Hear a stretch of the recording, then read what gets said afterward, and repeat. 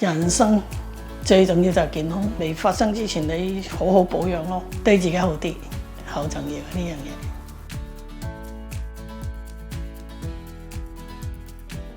腫啦，隻腳行路都拖住咁樣行咯。2月尾去旅行，翻嚟就開始啦。我都唔知咩事，右腳膝頭痛到咧，上巴士都好辛苦啊！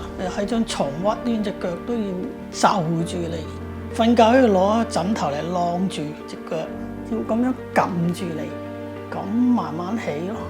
之前我都有去其他地方搞嘅，跌打啦，咪食藥咯，止一止咯。我開始翻唔到工啊，唔行到咁滯，你點樣翻工啫？但係做唔到嘢咁點算啊？都唔算好老啊，係咪先？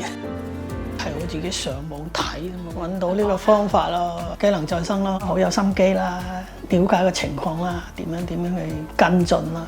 最緊要佢唔痛，行快啲都可以咯，返到工開心啫。如果10分滿分呢，我就俾9分你哋啦。N 機能再生幫到我，N 機能再生幫到我。